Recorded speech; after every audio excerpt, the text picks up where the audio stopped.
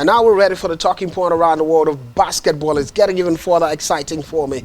One of those conversations has been that whenever there's a new trophy given by any organization of a sports body, you expect Nigeria, especially if the women's team are in there, to dominate and have a victory. Remember, just this year, not far long, is it up to 1 month? We're talking about the Super Falcons of Nigeria making a 10 title for them. Mission X accomplished, and now a new title. The basketball community also came out and said, well, we'll bring in a new trophy. And the girl said, no, we're taking it home. And I hear some Ghanaians saying, come on, the next trophy that's going to happen, whatsoever tournament we're taking, don't worry, take your time. Except the women's team of Nigeria not part of it. But guys, we saw the D Tigers of Nigeria outclass Mali at the finals. Semi-finals was Senegal. We began that conversation, especially looking at our performance against Mozambique. But something stood out. The bulk of these matches, they always lose in the first quarter.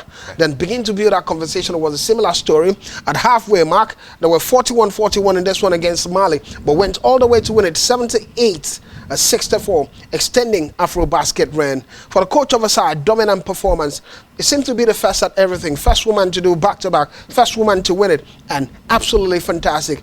Ami Okonkwo winning the best player MVP at this tournament back-to-back. Yeah. What can you say about this? Well, I just lack words to, of course, say, classify the D Tigers at the moment, but I must say deserving champions, and they've actually shown why they have been here time and time again.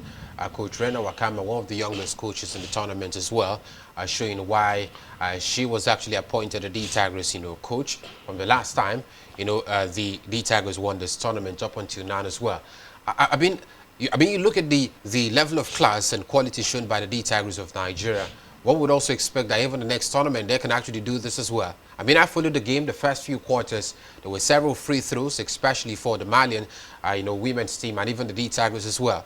Even at the point where the D Tigers were actually trailing the Malians, they should show some level of quality. I mean, a spirited side who felt intentionally before the end of that particular game, they will still win it. Yeah. There was absolutely no problem, calm in that particular pitch. A few changes made by Coach Rena Rakama even when the D Tigers were actually trailing. So it certainly shows you the confidence by this particular team. And I must say, they are deserving champions at the moment. First, it was against Senegal. I think the two best, teams outside Nigeria in that tournament were Senegal and Mali. I mean, those were the teams who've actually faced the last two. South Sudan also being part of it. South Sudan also part of it fantastic. Well. They took bronze at the tournament. So it certainly shows you that the D Tigers of Nigeria are far away off the other teams who are competing for this same particular title. So congratulations aside, deserving champions, I must say. Deserving champions, which what David says. Well, before we get to talk about all the context that comes with him, Fontina gets to make a point in it. Well, I'll give you statistics. The women's all-star team has been out for the 2025 AfroBasketball women's competition, and Ami Okonkwo of Nigeria being part of it. We're talking about Sida Dilad of Senegal, and Delicia Washington of South Sudan, and Jane Asinde of Uganda, Sika Kone of Mali also being part of this. Unfortunately, one team everyone is talking about will be South Sudan at the 2025 women's AfroBasketball. The first time they're appearing at the AfroBasketball women's competition. They met the semis on the first attempt and qualified for the World Cup on the first try, bronze on the first try, and the way South Sudan were moving, this is clearly just the beginning of something big in South Sudan. First time as getting to a bronze medal, qualifying for the World Cup, absolutely fantastic. Well, I would say hopefully. I would add hopefully to all of that because I've seen Angola before. Angola has been a nation that's defeated Nigeria at the finals of the AfroBasket. Yeah, they've won a lot of AfroBasket tournaments. They lost all their matches in the AfroBasket. So it shows you that in Africa, there's this thing about not doing more. When you've reached the level, you should be trying to do more. So that's the thing. I wanted to chip in with the Super Falcons of Nigeria. The early 2000s, we used to see the Super Falcons dominating that particular tournament. But at some point, we had nations catching up to them. I think that's going to be the same thing here. We don't have a working basketball league in Nigeria.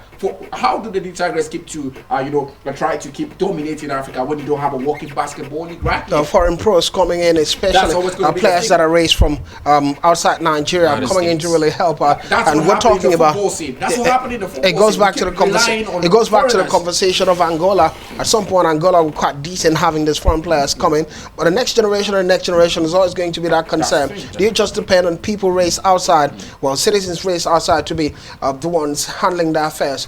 And by the way, before you get to talk about football stories, I hear at the next AFCON, the trophy would be a new trophy.